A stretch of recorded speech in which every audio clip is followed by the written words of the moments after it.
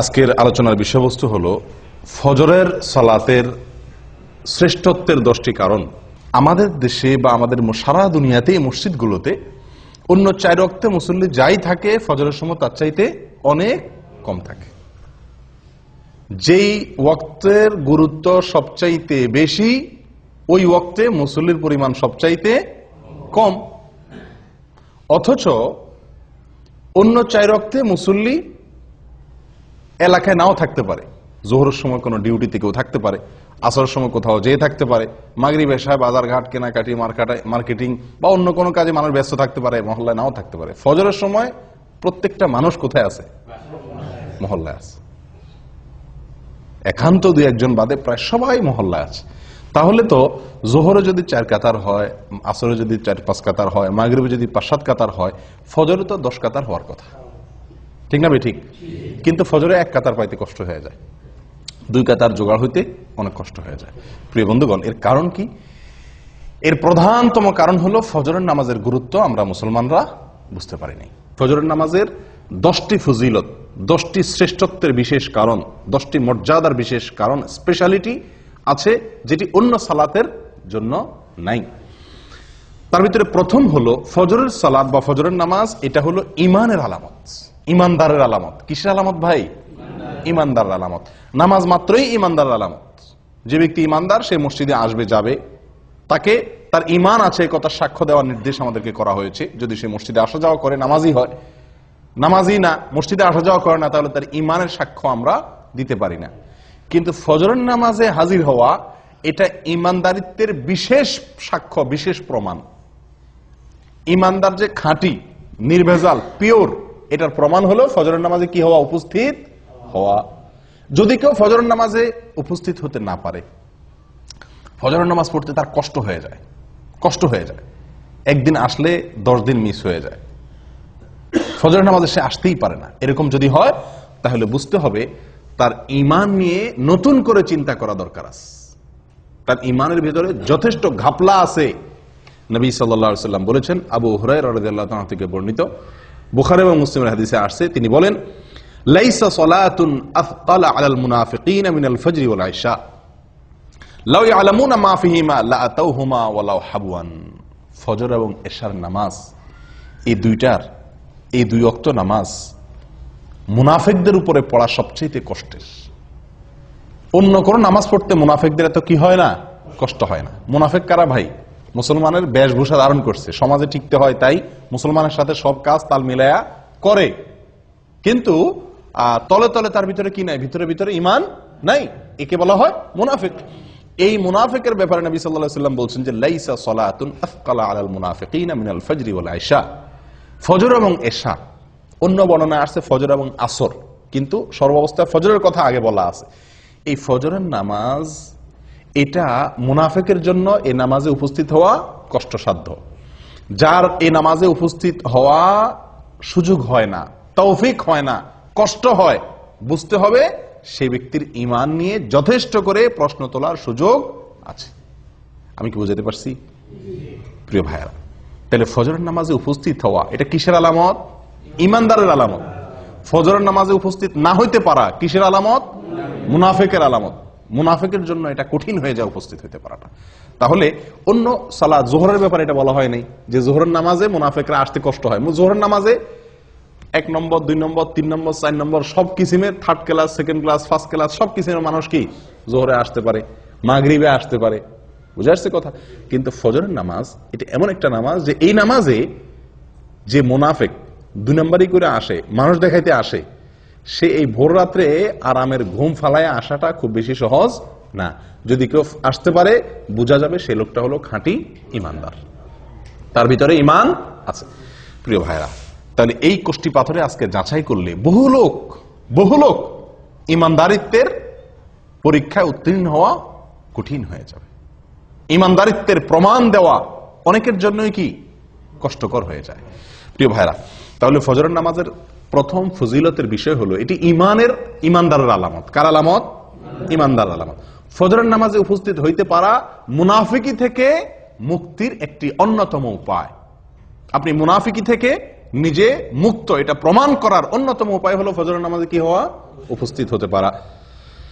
Number 2, ফজরের নামাজ যদি কেউ আদায় করে তো ওই দিনের জন্য সে আল্লাহ সুবহানাহু ওয়া তাআলার জিম্মায় চলে যায়। কোথায় চলে যায়? আল্লাহ সুবহানাহু ওয়া তাআলার সুরক্ষা সে লাভ করে ওই দিনের জন্য। ওই দিনের জন্য ইন্স্যুরেন্স হয়ে যায় আল্লাহ সুবহানাহু ওয়া তাআলার কাছে।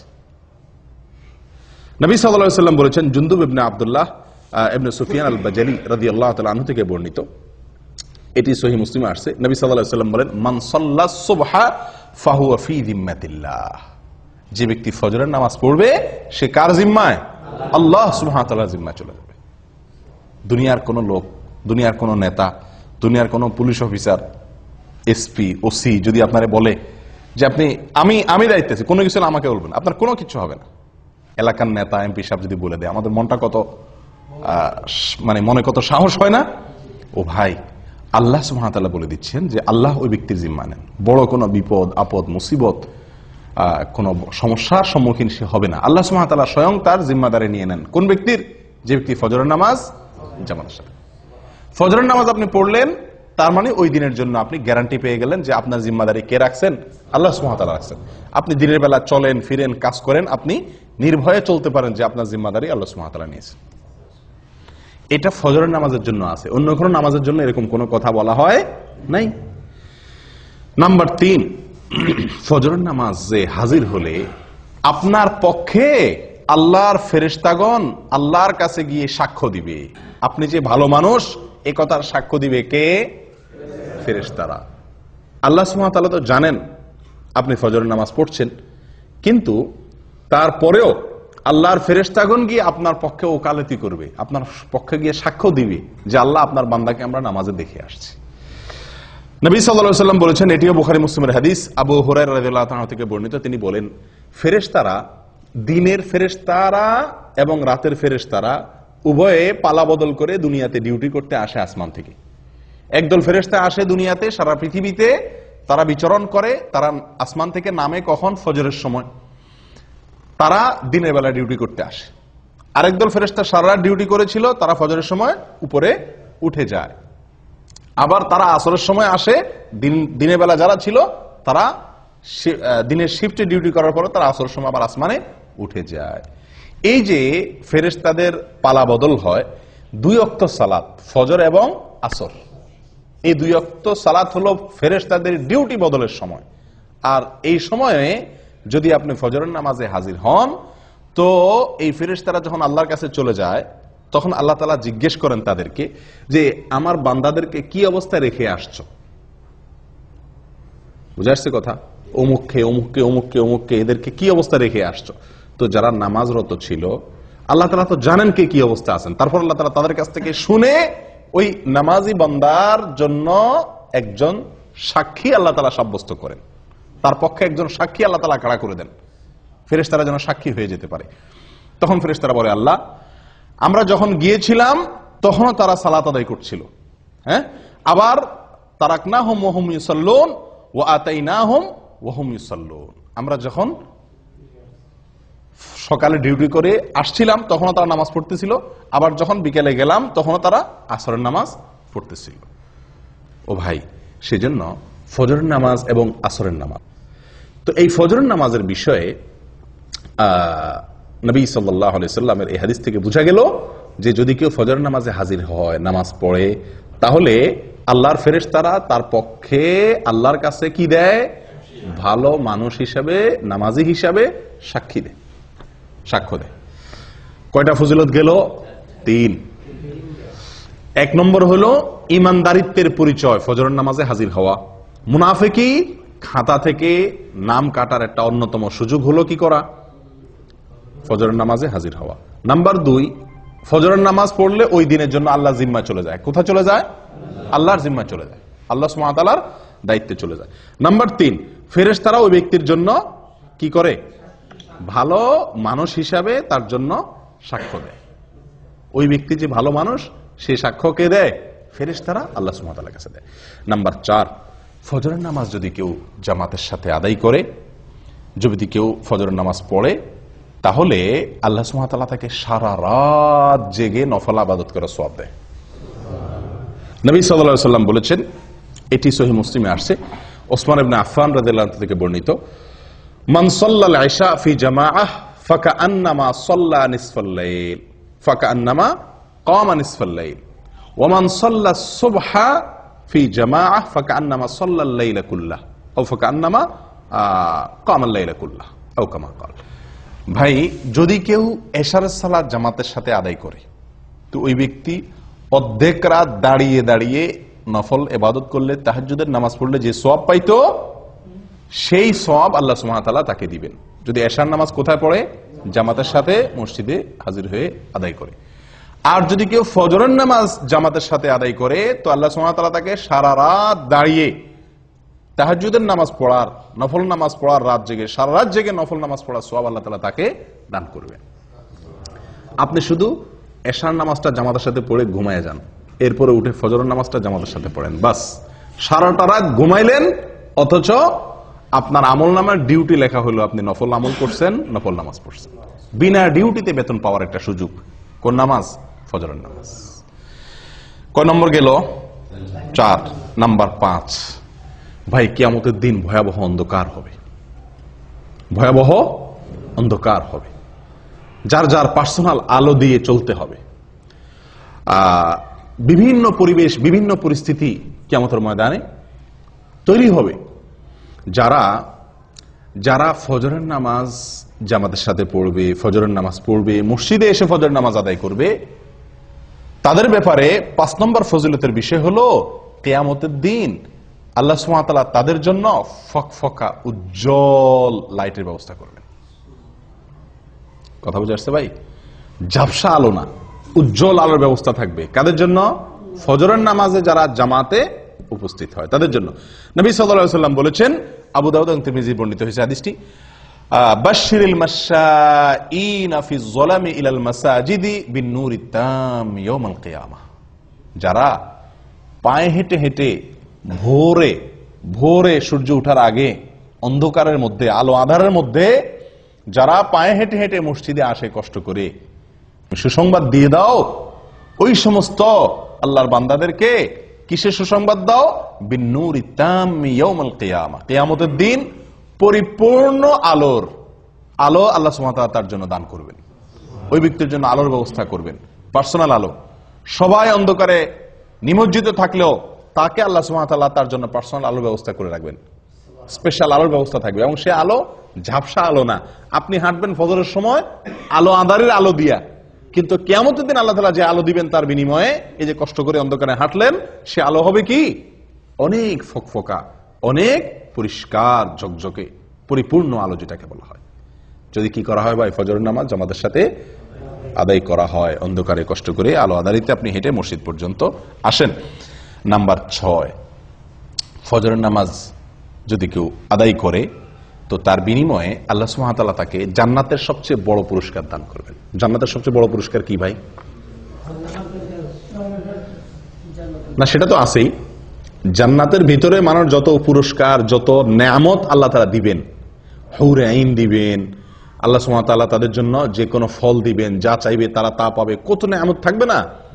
দুধের নহর প্রবাহিত হবে, মদের নহর প্রবাহিত থাকবে, দুনিয়ারে নাপাক গান্দা মদ না, পবিত্র মদ। যাই হোক, অনেক নেয়ামতের আল্লাহ তাআলা ব্যবস্থা করবেন জান্নাতীদের জন্য।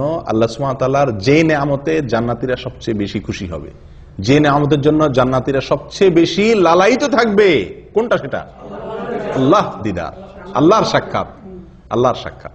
জান্নাতীদের সবচেয়ে বড় চাহিদা থাকবে যেন তারা কি করতে পারে? আল্লাহ সুবহানাহু ওয়া তাআলাকে একটু সরাসরি দেখতে পারে। যারা ফজরের নামাজ নিয়মিত পড়ছে, সব সময় ফজরের নামাজ পড়ছে এবং আসরের নামাজ পড়ছে, ফজরের নামাজ এবং আসরের নামাজ পড়ছে, এরা আল্লাহ সুবহানাহু ওয়া তাআলাকে দেখবে কিরকম জানেন? পূর্ণিমার চাঁদ, পূর্ণিমার চাঁদে, পূর্ণিমার রাতে আকাশের চাঁদ কিরকম দেখা যায়? চাঁদের 1 তারিখ, 2 তারিখ, 3 তারিখ, 4 তারিখ, 5 তারিখ, এই দিনগুলোতে চাঁদ এত স্পষ্ট, এত ক্লিয়ার দেখা যায়। কিন্তু পূর্ণিমার রাতে চাঁদ কিরকম দেখা যায়? নবী সাল্লাল্লাহু আলাইহি ওয়াসাল্লাম বলেন, পূর্ণিমার রাতে চাঁদ যেভাবে তোমরা দেখো পরিষ্কার, যারা সূর্য ডুবার আগে সূর্য ডুবার আগে এবং সূর্য ওঠার আগের যে নামাজ, সূর্য ডুবার আগের নামাজ হলো আসর, আর সূর্য ওঠার আগের নামাজ হলো কি? ফরজ। নবী সাল্লাল্লাহু আলাইহি ওয়াসাল্লাম বলেন এই নামাজগুলো যাতে না ছুটে, এই নামাজগুলো যেন না ছুটে, সম্ভব হলে তুমি সেই দিকটার প্রতি ভালো করে কি করো?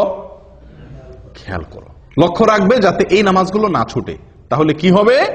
ওই আল্লাহ সুবহানাহু ওয়া তাআলাকে জান্নাতের সবচেয়ে বড় নিয়ামত আল্লাহ তাআলাকে একেবারে স্পষ্টভাবে পরিষ্কার করে দেখার সুবর্ণ সুযোগ পাওয়া যাবে। আল্লাহ তাআলা আমাদের সকলকে সেই নিয়ামত দান করেন। 7 নম্বর পুরস্কার, ফজরের সালাত যারা পড়বে এবং বিশেষ করে জামাতের সাথে, তাদের জন্য জাহান্নাম থেকে মুক্তি। ওহ, কত বড় বড় পুরস্কার এক একটা। 7 নম্বর পুরস্কার কি রে ভাই? জাহান্নাম থেকে মুক্তির পরোয়ানা পাওয়া যাবে, জাহান্নাম থেকে মুক্তির পরোয়ানা পাওয়া যাবে।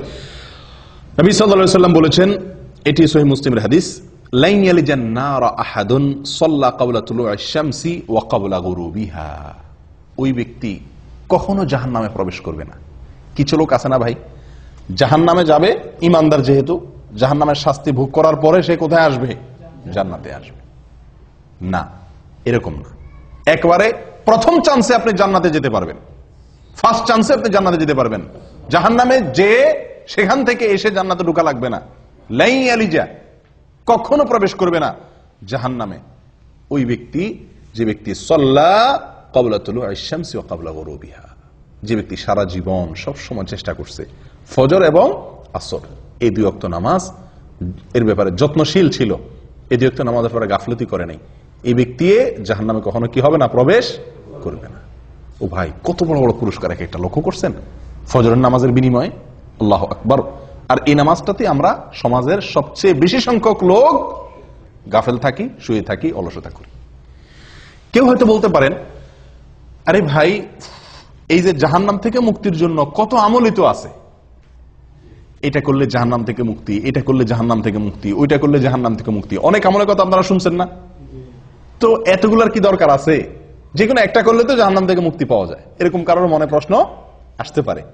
তাদেরকে বলবো, ভাই, দুনিয়ার কোন আদালতে আপনি যদি আসামি হয়ে যান, তাহলে আসামির খাতা থেকে নাম কাটানোর জন্য আপনি কতগুলো পথ ধরেন? যত পথ আছে সবগুলা পথ ধরেন না? পয়সা রেডি রাখেন, যদি লাগে পয়সা দিয়া মামলা ডিসমিস করাইতে হবে। রাজনৈতিক কোন লিঙ্ক যদি থাকে, কাউকে দিয়ে হেলো করায় যদি ছাড়া পাওয়ার সুযোগ থাকে, তাহলে লিঙ্ক কোথায় কোথায় আছে সেগুলো খুঁজেন, কি খুঁজেন না। এরপরে আপনার নিজেকে নির্দোষ প্রমাণ করার জন্য কাগজপত্র যেগুলো জোগাড় করা দরকার সেগুলো জোগাড় করেন। এত কিছুর পরেও আবার যদি জেলে যাওয়া লাগে, তাহলে সংসার ব্যবসা বাণিজ্য কেমনে চলবে সেই ব্যবস্থাও রাখেন। অর্থাৎ আপনার সাধ্যে যতগুলো ওয়ে আছে সকল ওয়ে আপনি অবলম্বন করেন, উদ্দেশ্য যেন মামলাটা ডিসমিস করানো যায় দুনিয়ার আদালতে। ঠিক না ঠিক? ও ভাই, আখিরাতের আদালতে কোনো মামুখালু চলবে না, ঘুষ ঘাস চলবে না, হায় হেলো চলবে না। সেই জায়গাতে মুক্তির জন্য, সেই জায়গায় মুক্তি তো চিরকালের জন্য মুক্তি, সেই জায়গায় ধরা তো চিরকালের জন্য ধরা, তারপরে আর কোনো কোর্ট নাই, আদালত নাই। তাহলে সেখান থেকে মুক্তির জন্য একজন ইমানদার মানুষ যেই আমল শুনবে যে এই আমল করলে জাহান্নাম থেকে বাঁচা যাবে, খপ করে সেই ওই আমলটাকে ধরবে। ঠিক না বেঠিক? যে বিশ্বাস করবে জাহান্নামকে, সে তো একটা দুইটা ওই অবলম্বন করে এটা বলবে না, তুষ্ট হবে না যে ঠিক আছে তো জাহান্নাম থেকে বাঁচার জন্য যে একটা কাজ করছি তো খালাস হয়েছে তো, এরকম করবে। বরং কারণ আমার সেটার মাধ্যমে যে আমি জাহান্নাম থেকে মুক্তি পাবো, আমার সে আমলটা যে সলিড হয়েছে, পিওর হয়েছে, আল্লাহর কাছে গ্রহণযোগ্য হয়েছে, তার কোনো গ্যারান্টি তো নাই। এজন্য যতগুলো ওয়ে আছে জাহান্নাম থেকে বাঁচার জন্য, তার সবগুলো অবলম্বন করবে একজন ইমানদার মানুষ। অতএব ফজরের নামাজে হাজির হওয়া, ফজরের নামাজ নিয়মিত পড়া, এটি জাহান্নাম থেকে মুক্তির একটি অন্যতম উপায়। এবং এখানে শব্দটি লাই ইয়ালিজান নার, নবী সাল্লাল্লাহু আলাইহি ওয়াসাল্লাম বলেছেন লাই ইয়ালিজান না, কখনো জাহান্নামে প্রবেশ করবে না। আল্লাহু আকবার। তাহলে বোঝা যায় ফার্স্ট চান্সে সে কোথায় চলে যাবে? জান্নাতে চলে যাবে। আল্লাহ আমাদের সকলকে তৌফিক দান করেন।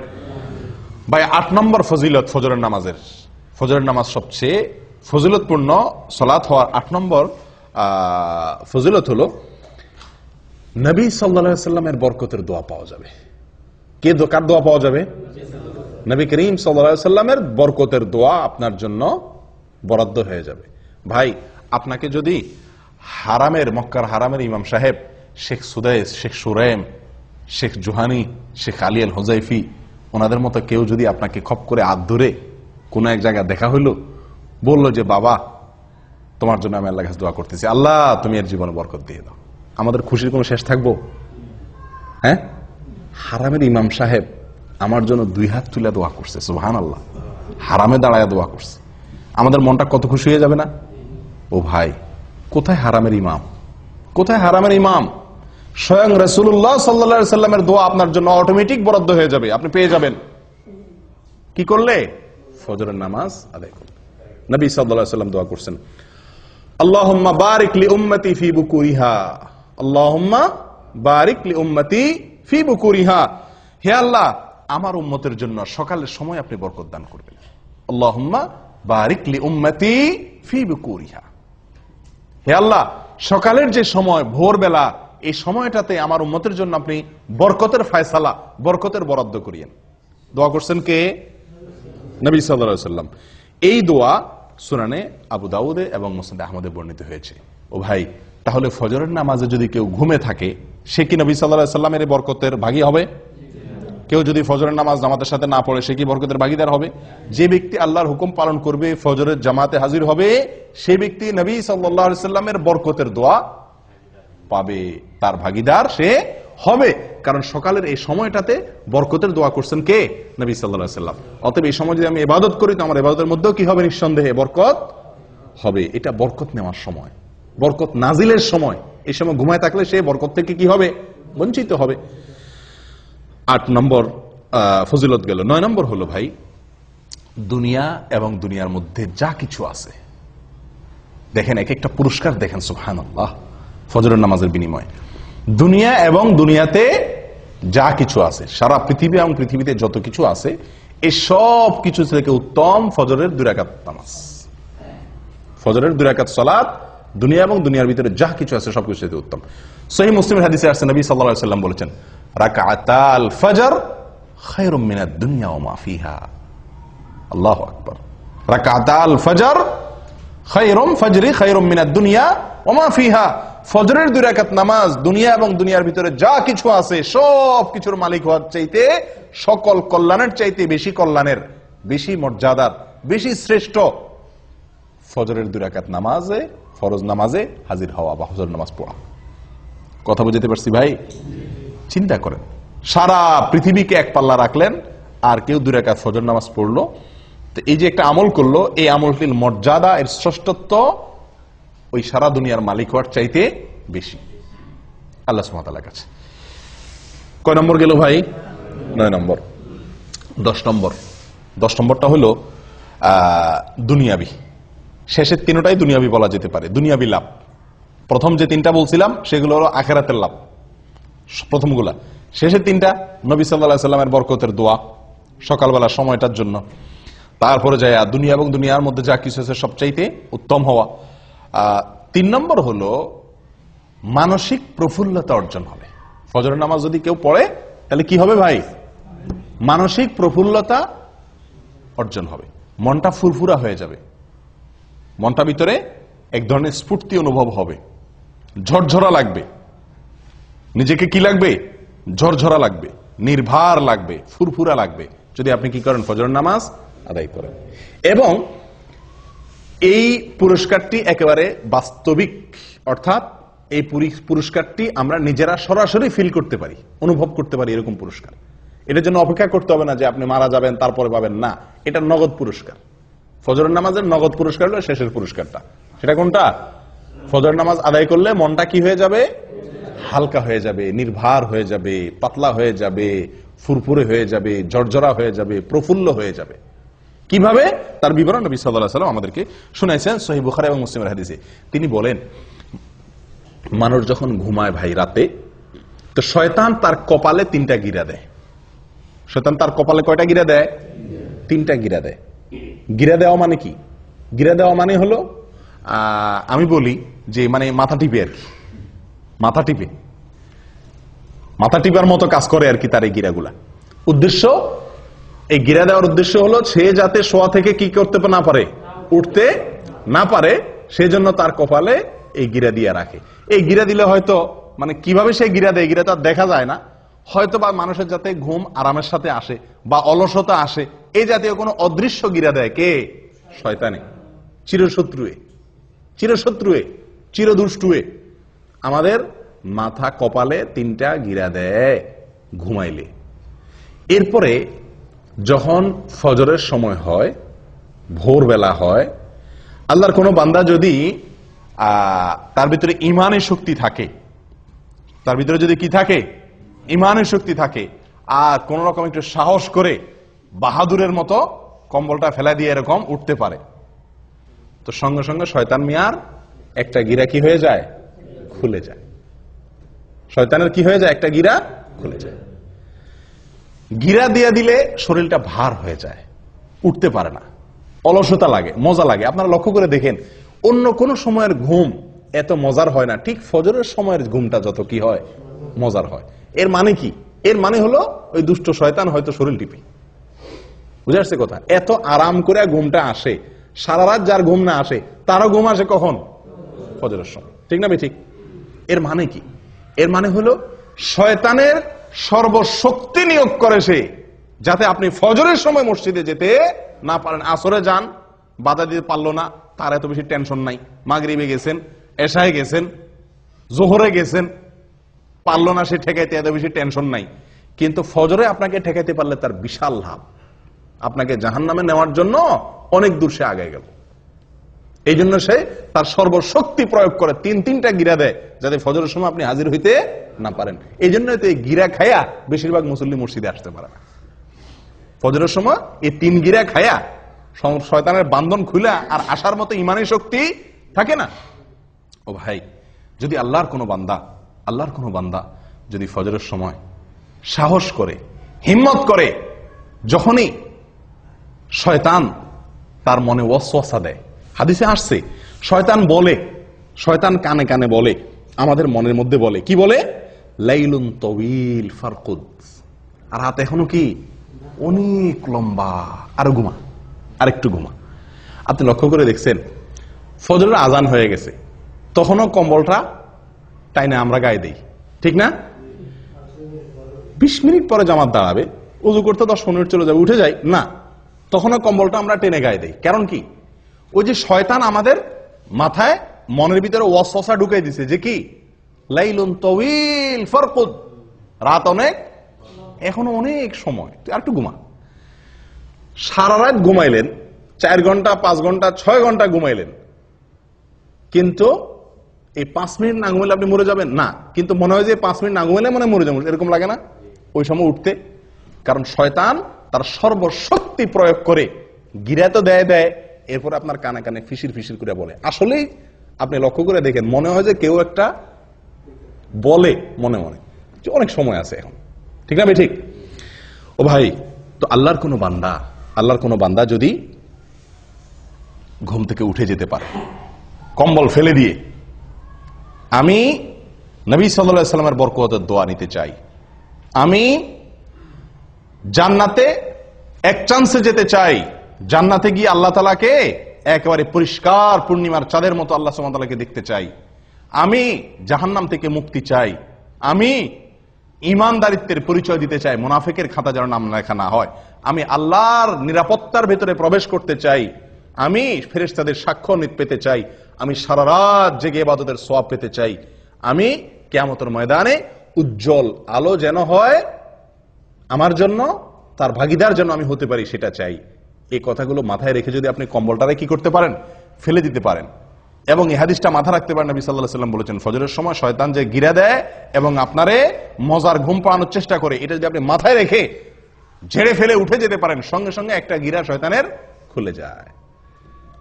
এরপরে যদি আপনি গিয়ে কষ্ট করে উঠার পরেও কিন্তু একটু অলসতা হালকা হালকা লাগে, হালকা হালকা, শীতের দিন তো বেশি কষ্ট হয়, গরমের দিনও একটু কষ্ট হয়, যে কোন রকম হিম্মত করে দিয়ে পানিতে হাত দিয়ে বিসমিল্লাহ পড়ে ওযুটা করে ফেলতে পারেন। ওযুটা করার পরে দেখবেন শরীরটা আরো অর্ধেক পাতলা হয়ে গেছে, কারণ গিরা আরেকটা তখন খুলে যায়। এরপরে আরেকটু বাকি থাকে, মসজিদে যাব না রুমে পড়ে ফেলবো, আরেকটু অলসতা থাকে। এরপরে যদি সাহস করে বাইর হয়ে যান হিম্মত হয়ে মসজিদের দিকে, এবং আসেন ফজরের নামাজটা যদি পড়ে ফেলতে পারেন কোন রকম, সঙ্গে সঙ্গে 3 নম্বর গিরাও কি খুলে যায়, শরীর ফুল পাতলা হয়ে যায়। এই যে নবী সাল্লাল্লাহু আলাইহি সাল্লামের হাদিসটি, 3টা গিরা খুলে শরীর পাতলা হয়ে যাওয়া, নির্ভর হয়ে যাওয়া, এটা আমরা বাস্তবে সব সময় অনুভব করার সুযোগ আছে, আছে না নাই? আমরা সবাই অনুভব করি, হয়তো খেয়াল করি না। আপনি লক্ষ্য করে দেখেন, রাতে শোয়ার পরে ভোর রাতে শরীরে যে ভার মনে হয় যে উঠলে মনে হয় মরে যাব, এত কষ্ট, এত আরামের ঘুম বাদ দিয়ে উঠলে, এই ঘুম ছেড়ে উঠলে মনে আমি শেষ, এরকম মনে হয় না? কিন্তু উঠা বসার পরে, কম্বলটা ছেড়ে দিয়ে নামার পরে দাঁড়াতে পারলে মনটা অনেকটা পাতলা মনে হয়, ঠিক না? ঠিক, অনেকটা পাতলা, কারণ যে গিরা খুলে গেছে। ওযু করার পরে আরো পাতলা মনে হয়, হালকা হয়ে গেছে। আর ফজর পড়ার পরে তো একেবারে পরিপূর্ণ ফ্রেশ হয়ে যায় মনটা। আমি কি বুঝাতে পারছি ভাই? একদম ফ্রেশ হয়ে যায় ফজরের সালাত জামাতের সাথে আদায় করার পরে। একজন মানুষ ফজরের নামাজ না পড়ে, কোনোদিন আপনি ফজরের নামাজ না পড়ে কাজে যান, উঠেন, অন্যান্য কাজে লাগেন, আপনি যতই কাজ করেন আপনার মনের ভিতরে এক ধরনের ভার, এক ধরনের আনফ্রেশনেস আপনি অনুভব করবেন। কিন্তু যদি ফজর নামাজ জামাতে পড়তে পারেন তাহলে ইনশাআল্লাহ ওই দিনটা আপনার মনটার মধ্যে কি থাকবে? ফুরফুরে একটা ভাব থাকবে। ও ভাই, তাহলে গিরা খোলার কাহিনী বুঝতে পারছেন তো? আমরা তো বলি যে দুনিয়ার কোনো কাজে যদি আপনি আরামের ঘুম বাদ দিয়ে উঠেন, মেজাজটা গরম হয় না? সামনে কেউ কিছু বললেও খিটখিটে মেজাজ লাগে, ঠিক না? ঠিক। এরপরে আপনি উঠলেন, ঘুম থেকে উঠে যাইতেছেন, যত দূর সামনে আগান তত মেজাজ আরো খারাপ হয়, ঠিক না? ঠিক। আপনি ঘুমের মধ্যে আছেন, হঠাৎ করে আপনার মালিকে বসে ফোন দিয়ে বসছে, এই তাড়াতাড়ি আসো। আপনি ফোন কাইটা উঠলেন, ঘুমটা খুব জমছিল, শীতের দিন, উঠে বাইরে হয়েছেন, যতদূর সামনে আগান মেজাজ আরো গরম হয় না? আস্তে আস্তে বাইরে আসছেন, উফ আরো ঠান্ডা, আরো মেজাজ আরো গরম হয় না? শরীরটাতে এক ধরনের মানুষ অপ্রস্তুতি ভাব চলে আসে, মানুষের মধ্যে বিরক্তির ভাব চলে আসে, ঠিক না? ঠিক। কিন্তু যদি কেউ ফজরের নামাজ জন্য উঠে, এই প্রত্যেকটা কাজের পরে উঠলো, ওযু করলো, নামাজ পড়লো, পটপট করে শরীরটা আরো কি হতে থাকে? পাতলা হতে থাকে। কারণ যে শয়তান ওটাকে ভার করে রাখছে, আল্লাহ সুবহানাহু ওয়া তাআলা ইবাদতগুলোর মাধ্যমে তাকে আল্লাহ তাআলা কি করে দেন? পাতলা করে দেন। তাহলে ভাই, যদি কেউ ফজর নামাজ আদায় করে, নবী সাল্লাল্লাহু আলাইহি ওয়াসাল্লাম বলেছেন, ফাসবাহা নাশীতান তিবান নফস, ফজর নামাজ আদায় করতে পারলে তিনি গিরা খুলে গিয়ে সে ব্যক্তি হাসি খুশি, প্রফুল্ল এবং পবিত্র মন নিয়ে তার দিনটা শুরু করে। আর যদি কেউ ফজর নামাজ না পড়তে পারে, ওয়াইল্লা আসবাহা খাবিসান নফসি কাসলান, সারাটা দিন তার শরীর মেজমেজ, অলসতা, এগুলা করতে করতে চলে যায়। আপনি পরীক্ষা করে দেখেন। আল্লাহ তাআলা আমাদের সকলকে এই ফজরের গুরুত্ব বুঝার তৌফিক দান করেন। 10টি গুরুত্ব, 10টি ফজিলতের কথা আমরা শুনলাম। আমি আবারও বলছি একটি একটি করে। নাম্বার 1, ফজরের নামাজ মুনাফিকদের জন্য কঠিন হয়, ঈমানদারদের জন্য সহজ হয়। অতএব ফজর নামাজে হাজির হতে পারা ঈমানদারের পরিচয়। নাম্বার 2, ফজর নামাজে হাজির হলে তার জিম্মাদারি কে নেয়? আল্লাহ সুবহানাহু ওয়া তাআলা নেন। ওই দিনের জন্য আল্লাহ জিম্মাদারি নিয়ে নেন, আল্লাহর নিরাপত্তার ভিতরে সে প্রবেশ করে যদি ফজর নামাজ আদায় করে। নাম্বার 3, ফেরেশতারা আল্লাহ সুবহানাহু ওয়া তাআলার কাছে গিয়ে ওই ব্যক্তির পক্ষে কি দেয়? সাক্ষ্য দেয় যে সে সালাত আদায় করছে, ভালো কাজ করছে। নাম্বার 4, যদি কেউ ফজর নামাজ জামাতের সাথে আদায় করে তো আল্লাহ সুবহানাহু ওয়া তাআলা তাকে সারা রাত দাঁড়িয়ে তাহাজ্জুদের নামাজ পড়ার সওয়াব, নফল নামাজ পড়ার সওয়াব দান করেন। নাম্বার 5, ফজর নামাজ যদি কেউ জামাতের সাথে পড়ে, আলো আঁধারিতে কষ্ট করে মসজিদে আসে নিয়মিত, তো আল্লাহ সুবহানাহু ওয়া তাআলা তার বিনিময়ে কিয়ামতের দিন তাকে পরিপূর্ণ আলোর ব্যবস্থা করেন, তার জন্য স্পেশাল তার জন্য আলোর ব্যবস্থা করেন কিয়ামতের দিন। 6 নম্বর পুরস্কার হলো আল্লাহ সুবহানাহু ওয়া তাআলাকে দেখা জান্নাতীদের সবচেয়ে বড় পুরস্কার, সবচেয়ে বড় পুরস্কার। এই পুরস্কারটি সে শুধু পাবে তা নয়, পূর্ণিমার চাঁদ যেরকম মানুষ দেখতে পারে পূর্ণিমার রাতে, আল্লাহ সুবহানাহু ওয়া তাআলাকে সে এরকম পরিষ্কার ভাবে দেখতে পারবে। এবং সে না, সব জান্নাতীরা কেউই ভিড় করবে না আল্লাহকে দেখার জন্য। দেখার জন্য একটা জিনিস দেখতে গেলে, অনেক লোক দেখতে গেলে ভিড় করে অনেক সময় দেখা লাগে না, আল্লাহ সুবহানাহু ওয়া তাআলাকে সেরকম ভিড় করে দেখতে হবে না। এক কথা, আল্লাহ সুবহানাহু ওয়া তাআলার সাথে সাক্ষাৎ নসিব হবে, দিদার নসিব হবে। কি করলে? ফজর নামাজ জামাতের সাথে আদায় করলে, নিয়মিত আদায় করলে। 7 নম্বর আমল ভাই, 7 নম্বর আমল হলো জাহান্নাম থেকে মুক্তির পরোয়ানা পাওয়া যাবে। কোত্থেকে? জাহান্নাম থেকে মুক্তি। ওই ব্যক্তি জাহান্নামে প্রবেশ করবে না যে ব্যক্তি আসর এবং ফজর নামাজের যত্ন করবে। নবী সাল্লাল্লাহু আলাইহি ওয়াসাল্লাম তাকে পরামর্শ দিয়েছেন আমাদেরকে, তোমরা যদি সম্ভব হয় চেষ্টা করো যেন আসর এবং ফজরের নামাজ কখনো না ছুটে তোমাদের। বুঝে আসছে কথা? তাহলে কি হবে? নবী সাল্লাল্লাহু আলাইহি ওয়াসাল্লাম বলেছেন জাহান্নামে প্রবেশ সে ব্যক্তি করবে না। 8 নম্বর আমল হলো সকালের সময়ের জন্য নবী সাল্লাল্লাহু আলাইহি ওয়াসাল্লাম কি করছেন? দোয়া করেছেন। কিসের দোয়া করছেন? বরকতের দোয়া করেছেন। তো এই ফজরের সময়টা, এই সময়টার জন্য নবী সাল্লাল্লাহু আলাইহি ওয়াসাল্লাম বরকতের দোয়া করছেন। কেউ যদি ফজরের নামাজ পড়ে উঠে আল্লাহর ইবাদত করে, তাহলে সে নবী সাল্লাল্লাহু আলাইহি ওয়াসাল্লামের কেমন যেন সে কি হলো? বরকতের ভাগীদার হয়ে গেল। এই টাইমে যে কাজ করবে ওই কাজে তার বরকত হবে। 9 নম্বর হলো ভাই, ফজরের নামাজের 2 রাকাত ফরজ নামাজ আদায় করা দুনিয়া এবং দুনিয়ার মধ্যবর্তী সব কিছুর মালিক হওয়ার চাইতে বেস্ট এবং শ্রেষ্ঠ সম্পদশালী সে ব্যক্তি হয়ে গেল।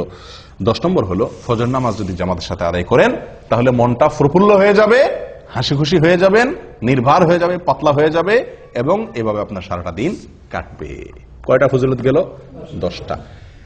11 নম্বর একটা সম্পূরক ফজিলতের কথা বলি, সেটাও দুনিয়াবী ফজিলত। সেটা হলো স্বাস্থ্যের দিক থেকে একজন মানুষ যদি ফজর নামাজে উঠে অনেক রোগ বালাই থেকে আল্লাহ তাআলা তাকে হেফাজত করেন। যে ব্যক্তি সকালে ঘুমায় থাকে ওই ব্যক্তির চাইতে যে ব্যক্তি সকালে উঠে ওই ব্যক্তির জন্য স্বাস্থ্যগত দিক থেকে সে ব্যক্তি অনেক বেশি ভালো থাকে। দেখুন আমাদের ইয়েতে উর্দুতে একটা প্রবাদ বা হিন্দিতে একটা প্রবাদ আছে, সুবাহ কি হাওয়া হাজার বিমারিও কি দাওয়া। সকালবেলার হাওয়া এটা হাজার হাজার রোগের ঔষধ। একজন মানুষ যদি ফজরের নামাজের সময় উঠে, ফজরের নামাজের সময় মসজিদে আসে পায়ে হেঁটে, তাহলে সকালে হাওয়া তার গায়ে লাগবে কি লাগবে না? যে ঘুমা রয়েছে 7টা-8টা বাজে উঠছে তার তো এই নসিব হয় নাই। তাহলে স্বাস্থ্যের জন্য এটা কি অত্যন্ত ভালো, সকালে ফজর নামাজ জন্য উঠতে পারে। ও ভাই, আমাদের বিশেষ করে প্রবাসে এবং দেশেও বহু লোককে দেখা যায় ফজরের নামাজ পড়ে। কখন পড়ে? সূর্য ওঠার পরে, মানে তার মন মতো। সোজা কথা, সকাল 7টা অথবা 8টা বাজে ফজরের নামাজ পড়ে। আবার হাদিসও দেয় অনেকে। হাদিস কি? নবী সাল্লাল্লাহু আলাইহি ওয়াসাল্লাম বলেছেন, মান নামা আন সালাতিন আও নাসিয়াহা ফালইউসাল্লিহা ইযা যাকারাহা ফাইন্না যালিকা ওয়াক্তুহা। নবী সাল্লাল্লাহু আলাইহি ওয়াসাল্লাম বলেছেন, যদি কেউ ঘুমায় যায়, ঘুমের কারণে উঠতে না পারে, অথবা ভুলে যায়, তাহলে তার যখন স্মরণ হবে বা ঘুম ভাঙবে তখনই তার নামাজ পড়বে, তার গুনাহ হবে না, ওইটাই তার জন্য নামাজ। বাহ! এই হাদিস দেখায় 12 মাস বহু লোক আছে ওই ফজরের নামাজের সময় উনি ঘুমায় থাকেন। উনি 8টা বাজে, 7টা বাজে, 9টা বাজে উঠা মাশাআল্লাহ করে নামাজ পড়েন, এবং এটা 12 মাস বা বেশিরভাগ সময়। এরকম বহু লোক আছে না? আমি বহু লোক দেখছি, জিজ্ঞাসা করছি তো উনি হাদিস শুনে দিয়েছেন। নবী সাল্লাল্লাহু আলাইহি ওয়াসাল্লাম বলছেন ঘুমায় গেলে মাফ, ঘুম থেকে উঠে পড়বেন। বাহ! ঘুমায় গেলে কার জন্য মাফ? যে ব্যক্তি ঘুম থেকে উঠতে পারে নাই, কদাচিৎ হঠাৎ একদিন ঘটে গেছে, অ্যালার্ম দিয়ে রাখছে, সবারে বলে রাখছে, আজানও শুনে নাই, সবগুলো মিস হয়ে গেছে, ঘুম এত ভার হয়ে গেছে, অ্যাক্সিডেন্টলি একদিন হয়ে গেছে, তার জন্য এটা। নবী সাল্লাল্লাহু আলাইহি ওয়াসাল্লামের নিজেরও একদিন ফজর নামাজ ছুটে গেছে, ঘুম থেকে উঠছেন সূর্য ওঠার পরে, ওনার সাথে সব সাহাবীরা মিলে সফরে ছিলেন, শরীর ক্লান্ত ছিল, ঘুম আসছে, একজনকে উনি পাহারাদার রাখছেন, অ্যালার্ম ঘড়িতে তখন ছিল না, একজনকে পাহারাদার রাখছেন, বলছেন তুমি ডাইকে দিবা। এই বেচারারও কি এসে গেছে? ঘুম এসে গেছে। আসলে এবার সবাই ঘুম, ফজরের নামাজের রক্ত শেষ, সূর্য উঠে গেছে, যখন রোদ লাগা শুরু হয়েছে এবার সবাই আস্তে আস্তে ঘুম ভাঙছে। নবী সাল্লাল্লাহু আলাইহি ওয়াসাল্লামকে আল্লাহ সুবহানাহু ওয়া তাআলা এই এক ওয়াক্ত জীবনে ফজরের নামাজ দেরি করায়া পড়াইছেন আমাদের শেখার জন্য। আমাদের কিসের জন্য? শেখার জন্য, যেন এরকম জীবনে হইলে কি করব সেই পদ্ধতি আমরা জেনে নিতে পারি। কিন্তু এটা ওনার জীবনে কয়বার হয়েছে? একবার। আর আপনি প্রতিদিন সে কাম করবেন।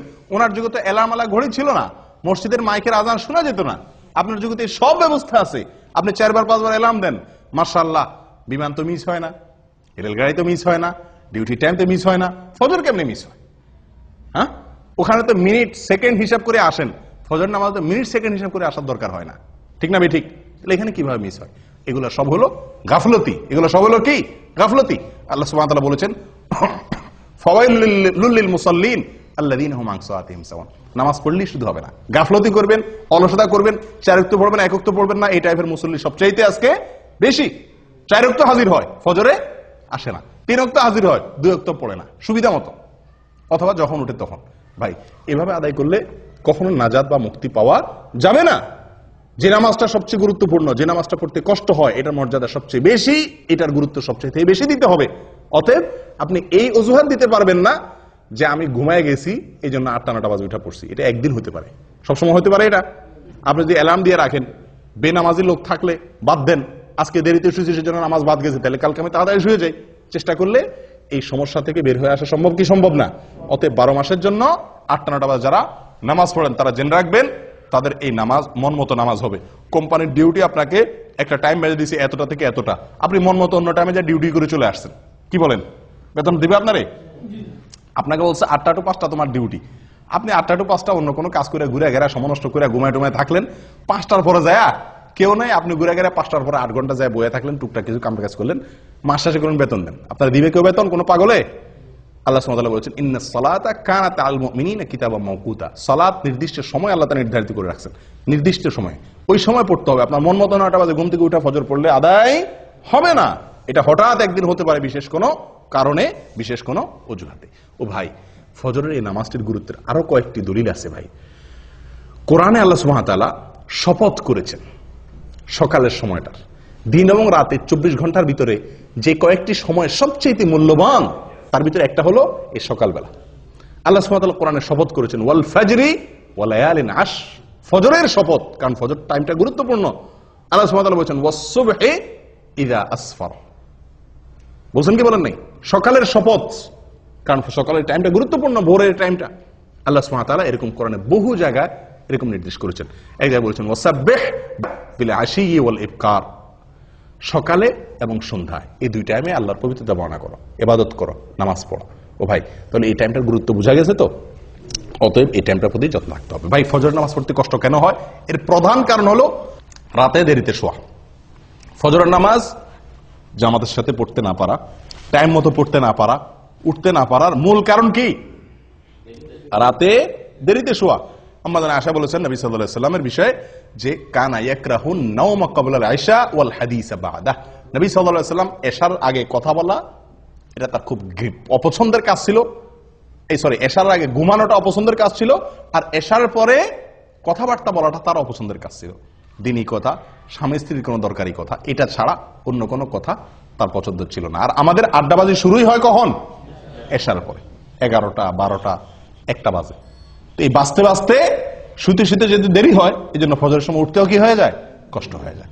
ভাই, আমার নামাজ আমার জান্নাত, আমার নামাজ আমার জীবন, আমার নামাজ আমার জাহান্নাম থেকে মুক্তির কারণ, আমার এই ফজর আমার কিয়ামতের দিনের আলো, আমার এই ফজর আমার নবীর দোয়া, আমার এই ফজর এটা ফেরেশতাদের সাক্ষ্য আমার পক্ষে পাওয়া, আমার এই ফজর মানে আমার সারাদিনের গ্যারান্টি আল্লাহর কাছ থেকে নিয়ে নেওয়া।